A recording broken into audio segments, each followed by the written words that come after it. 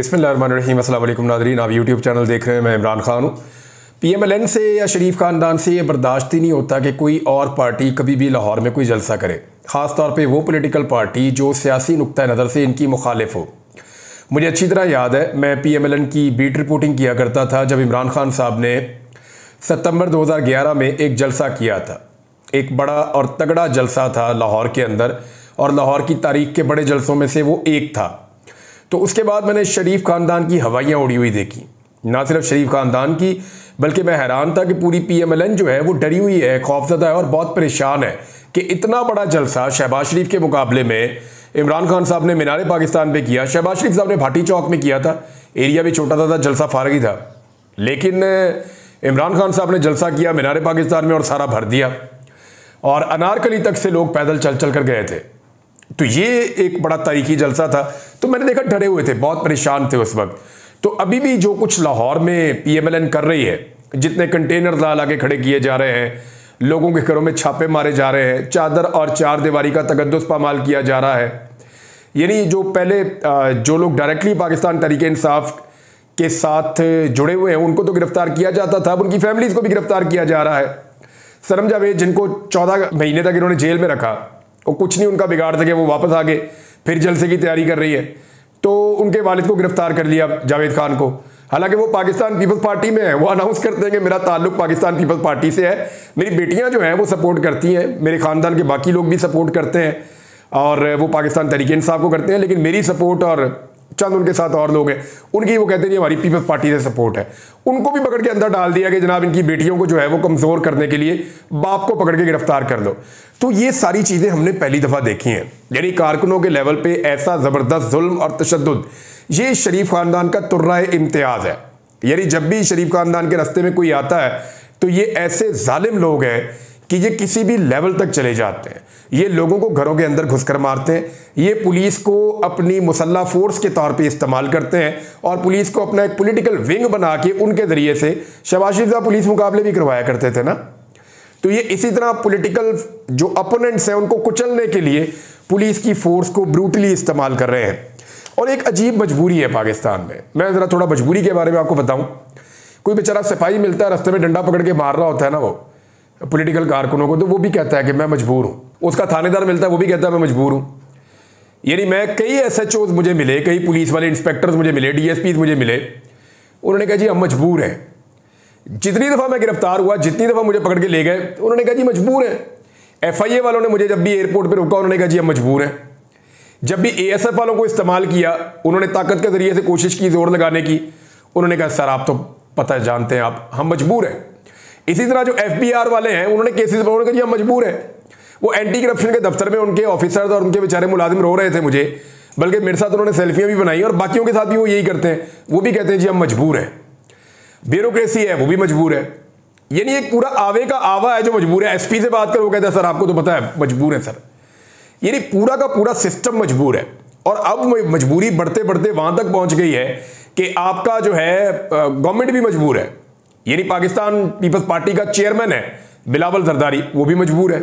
ये अपनी मजबूरी वो खुलकर बता रहे हैं अपने पॉलिटिकल साथियों को कि मैं मजबूर हूं। और शहबाज शरीफ है, वो भी मजबूर है, बल्कि वो तो मांगते हुए भी कहते हैं कि मांगने नहीं है लेकिन मजबूरी है। अब ये पता किस तरह के मजबूर है, मैं आपको विजुअलाइज कराता हूं आसान करके।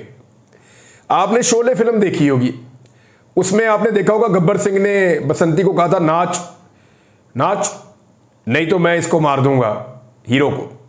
तो फिर वो बेचारी नाचने पे मजबूर हो गई। ये बेचारे सारे ऐसे ही मजबूर हैं, और गब्बर सिंह इन सारों को नचा रहा है, और गब्बर सिंह के इशारों पे ये सारे नाच रहे हैं बेचारे। उसी तरह की मजबूरी है, किसी की नौकरी की मजबूरी है, किसी की तनख्वाह की मजबूरी है, किसी की कारोबार की मजबूरी है, किसी की ट्रांसफ़र की मजबूरी है, किसी की जाली हुकूमत की मजबूरी है, किसी की करप्शन की मजबूरी है, किसी ने बेचारे ने केसेस से बचना है उसकी मजबूरी है, किसी ने बेचारे ने अपना मैंडेट बचाना है उसकी मजबूरी है। तो हर एक की कोई ना कोई मजबूरी है। तो ये बेचारे सारे मजबूरी इकट्ठे हो गए। अब एक बात आप सोचिए कि क्या इतने सारे मजबूर मिलकर इस कौम को इस बहरान से निकाल सकते हैं? वो जो बेचारे खुद मजबूर हैं, खुद कुछ कर नहीं सकते, अपनी मर्जी के मुताबिक कोई फैसला नहीं कर सकते, अपनी मर्जी के मुताबिक कानून पर अमल दरामद नहीं कर सकते, वो लोग पाकिस्तान को बहरान में से निकालेंगे? सवाल ही पैदा नहीं होता। जब तक आज़ाद सोच नहीं होगी, जब तक रूल ऑफ लॉ नहीं होगा, जब तक सारे कानून के सामने सरनगू नहीं होंगे, तब तक सवाल ही पैदा नहीं होता कि ये मजबूरों की एक फोर्स मिलकर पाकिस्तान को बहरानों में से निकाले। ये बल्कि और बहरानों में धकेलते चले जाएंगे। वजह क्या है? बेचारे मजबूर हैं। इमरान खान साहब का पैगाम है, उन्होंने कहा कि लाहौर का जलसा आर या पार होगा, रोका गया तो जेलें भर देंगे। इमरान खान ने कहा कि अफगान इशू पर भी कहा गया कि मुल्क का मुस्तकबिल दांव पर लगा है और हम अफगान काउंसलर के पीछे पड़े हैं। इमरान खान ने कहा, ये सहाफ़ियों से बात कर रहे थे अडियाला में कल, तो वहां से ये स्टेटमेंट से मैं आपको बता देता हूं कि आईनी अदालत के मामले पर पूरी तरह बहस होनी चाहिए। सुप्रीम कोर्ट आखिरी इदारा है जिससे लोगों को तवक्कुआत हैं। सुप्रीम कोर्ट को भी तबाह कर दिया गया तो पाकिस्तान बनाना रिपब्लिक बन जाएगा। सहाफ़ी ने पूछा कि क्या आपने चार्टर ऑफ डेमोक्रेसी पर दस्तखत किए थे? इसमें आईनी अदालतों का क़याम भी मौजूद था, अब आपका क्या मौक़िफ़ है? इस पर इमरान खान साहब ने जवाब दिया कि हर चीज़ का कोई तनाज़ुर होता है, तब में और आज में फ़र्क है। आईनी तरमीम का मकसद सिर्फ और सिर्फ काजी फ़ायद ईसा को बचाना है। ये सब कुछ रात के अंधेरे में नहीं होना चाहिए। ये जो करने जा रहे हैं ये आइन के खिलाफ है। इमरान खान ने कहा कि काजी फ़ायद ईसा को इस अदालत से उठाकर आईनी अदालत में बिठा देंगे। मैंने ऐसे फैसले करने वाले डफ्फर और कम अकल बहुत कम देखे हैं। ये डरे हुए हैं, फिर कहते हैं कि इसके पास मोबाइल आता है और इसको खबरें मिलती हैं। मुझे तुम्हारी हरकतों की वजह से पहले पता चल जाता है, मुझे इल्म था कि यह तरमीम आनी है। जो भी होना था पूरी मुशावरत के बाद होना चाहिए था, रात के अंधेरे में नहीं होना चाहिए था। इससे इन लोगों का मकसद पता चलता है। इमरान खान ने कहा कि ये सुप्रीम कोर्ट को ख़त्म करने जा रहे हैं। लाहौर का जलसा डू एंड डाई है। अब ये बेशक जो मर्जी कर लें, हमने पूरी पार्टी को कह दिया है बाहर निकलें। 15 माह से जेल में हूं, मजीद भी जेल में रहने को तैयार हूं। अवाम भी जेल में जाने से ना घबराए। जलसे से अगर रोका गया तो जेलें भर देंगे। उन्होंने कहा कि लाइन के एक तरफ वो खड़े हैं जो वोट को इज्जत देने की बात करके बूट को इज्जत दे रहे हैं। जमहूरियत डंडे के जोर पर या गुलाम बनाकर नहीं चलती। रावलपिंडी के कमिश्नर ने बिल्कुल दुरुस्त कहा था कि काजी फ़ायद ईसा और चीफ इलेक्शन कमिश्नर मिले हुए थे। ये एम्पायरों को तौसीह देना चाहते हैं ताकि ये एक्सपोज ना हो। अफगान काउंसलर के कौमी तराने के एहतराम में खड़े ना होने से मुतालिक सवाल पर इमरान खान ने जवाब दिया कि छोड़ो इसको, यहाँ मुल्क के और बहुत बड़े इश्यूज हैं, तुम्हें उसकी पड़ी है। मुल्क का मुस्तकबिल दाव पर लगा हुआ है और तुम उसकी बात कर रहे हो। वैसे मैंने उनका मौक़िफ़ लिया है, मेरा बार राब्ता हुआ था, क्योंकि मुझे भी बहुत अजीब लगा कि ये इन्होंने क्या किया। तो ये जो काउंसलर साहब है ना, ये हाफ़िज़ कुरान भी हैं, ये शेखुल हदीस भी हैं और ये आलिम दीन है। अब हर एक की अपनी अपनी होती है। उन्होंने कहा जी मेरा शरई नुक्ता नज़र से मैं म्यूज़िक के एहतराम में खड़ा नहीं होता। तो मैंने उनको एक सवाल भिजवाया। मैंने कहा जी अगर आपको फ़र्ज़ करें किसी और मुल्क में सफ़ीर बनाकर भेज दिया जाए या वहाँ पे आप कौंसल बन के चले जाएं, तो क्या आप वहाँ पे भी खड़े नहीं होंगे? उन्होंने कहा जी कहीं भी खड़ा नहीं होगा म्यूज़िक के लिए। तो फिर मैंने उनसे ये भी एक बात पूछवाई थी कि क्या ये अफ़गान गवर्नमेंट की पॉलिसी है या ये आपकी अपनी? उन्होंने कहा जी अफ़गानिस्तान की गवर्नमेंट ने अपने तराने में से भी म्यूज़िक ख़त्म कर दिया है, लेकिन ये मैं ज़ाती हैसियत में, मेरी शरीयत मुझे इसकी इजाज़त नहीं देती। उनका अपना एक शरई नुक्ता नज़र है और उनको लगता है कि तराने के एहतराम में अगर म्यूज़िक है तो खड़े नहीं होना चाहिए। और लेकिन उन्होंने साथ मुझे ये भी कहा कि पाकिस्तान और अफ़गानिस्तान को वो दो भाई समझते हैं और इन दोनों भाइयों के दरमियान जो इख्तलाफात नहीं होने चाहिए। ये दोनों भाई मिल जाएँ तो खित्ता और दोनों मुल्कों के लिए बहुत फ़ायदे में, इस किस्म की बातें भी उन्होंने भी बताई थी। बहरहाल उस पर फिर किसी वक्त बात करेंगे जब वो टॉपिक होगा। लेकिन इमरान खान साहब ने कहा कि मौलाना फजलुर रहमान ने हुकूमत की आईनी तरमीम को यकसर मुस्तरद करने का ऐलान किया है। इस सवाल पर इमरान खान साहब ने कहा कि तुम मुझसे क्या कहलवाना चाहते हो? तुम हेडलाइन के चक्कर में मुझे ट्रैप करना चाहते हो। मुझे 28 साल हो गए हैं सियासत में, इतनी समझ तो है कि मुझ में तुम मेरी सारी गुफ्तगू को एक तरफ करके कोई एक हेडलाइन बनाना चाहते हो। तो इमरान खान साहब भी समझते हैं कि एक्चुअली ये किस चक्कर में और ये क्या चाहते हैं। बहरहाल ये इमरान खान साहब का स्टेटमेंट था। लेकिन अली अमीन गंडापुर साहब के बारे में भी इमरान खान साहब ने एक पैगाम भेजा है और ये पैगाम सोशल मीडिया पर रिपोर्ट हो रहा है। अली अमीन गंडापुर को मेरा पैगाम है कि खैबर पख्तूनख्वा हुकूमत जाती है तो जाए, पूरा लाओ लश्कर लेकर लाहौर पहुंचना है। ये जी इमरान खान साहब का एक बड़ा वाज़ेह पैगाम खैबर पख्तूनख्वा की हुकूमत के लिए और अली अमीन गंडापुर साहब के लिए। अब देखते हैं खैबर पख्तूनख्वा से कैसे काफ़िले जाते हैं, क्योंकि जो मैंने सुना था शायद वो जीटी रोड को इस्तेमाल करेंगे।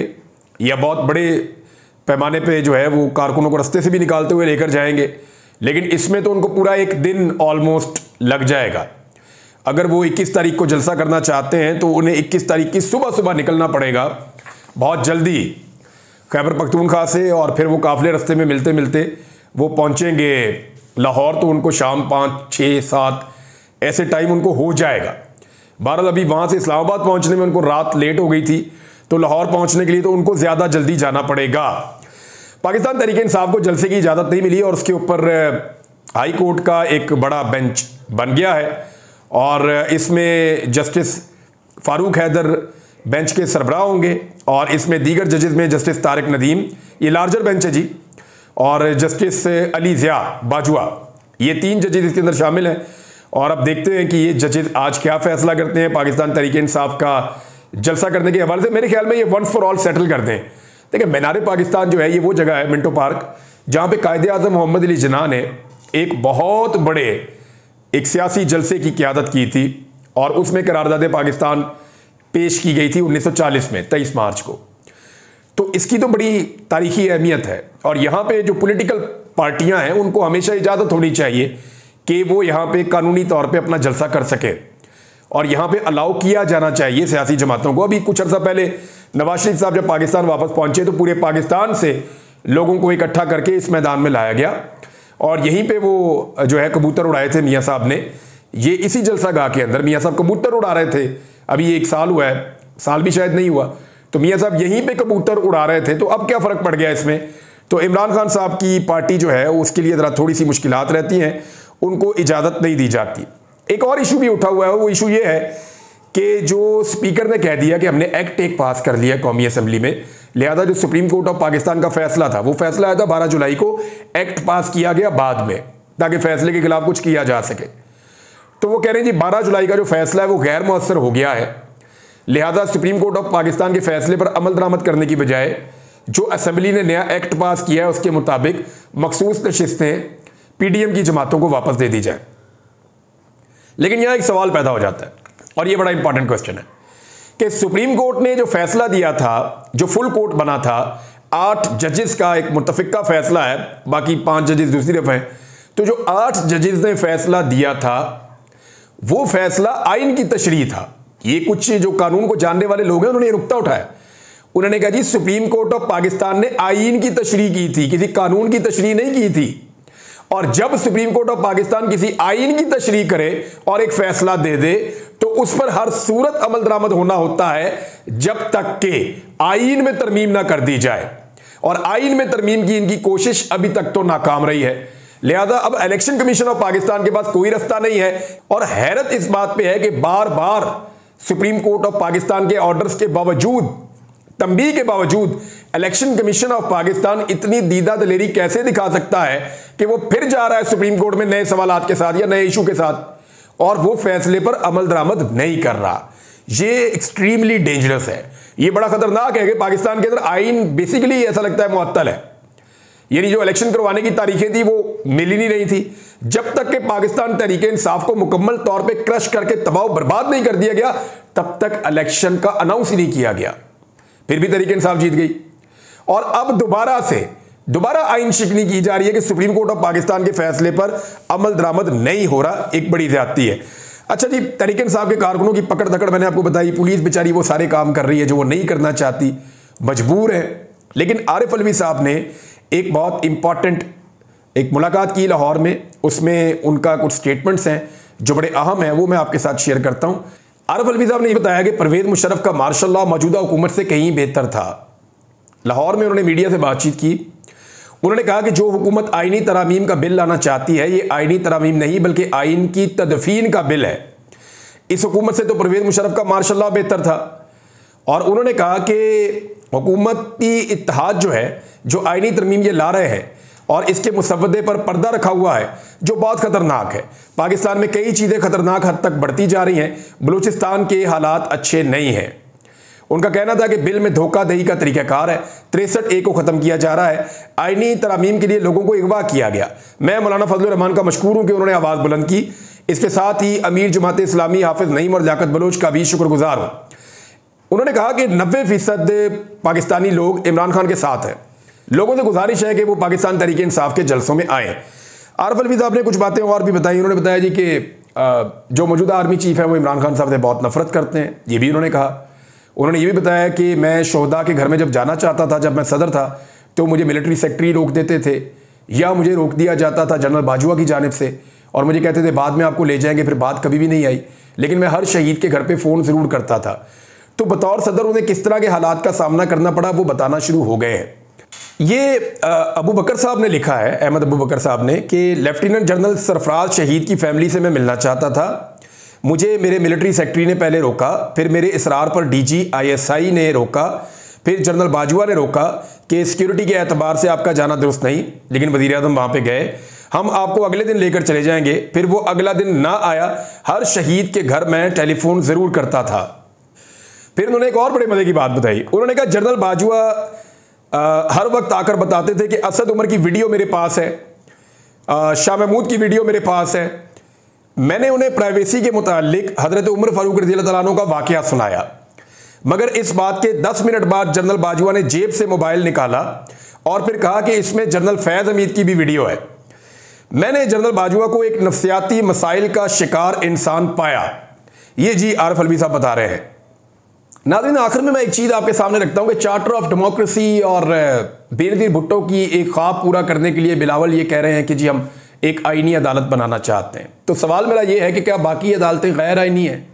वो भी आईनी अदालतें हैं, लेकिन आइन की खातिर ये आईनी केसेस से मुतालिक, कॉन्स्टिट्यूशनल केसेस से मुतालिक अगर कोई अलग अदालत अब ये बनाना चाहते हैं तो इनको बार बार हुकूमत मिली। पिछले 18 सालों में सिर्फ 3 साल बीच में इमरान खान के हैं, बाकी 15 साल इनके पास हुकूमतें रही पाकिस्तान में। इन 15 सालों में इन्होंने क्या किया? सवाल ये है ना, इन्होंने इन 15 सालों में क्या किया? क्यों नहीं ये आईनी तरमीम लेकर आए? और कई इन्होंने कॉन्स्टिट्यूशनल अमेंडमेंट्स की हैं, बहुत सारी की हैं, लेकिन इन्होंने आईनी अदालत इससे पहले नहीं बनाई। एक्चुअली ये अब इसलिए बनाना चाहते हैं कि ये इससे अपने जाली मैंडेट को बचाना चाहते हैं और अपनी हुकूमत की मुद्दत में इजाफा करना चाहते हैं कि किसी तरह हम अपनी हुकूमत बचाने में कामयाब हो जाएं। भारत अब तक के लिए इतना ही। अपना ख्याल रखिएगा, अपने चैनल का भी। अल्लाह हाफ़िज़।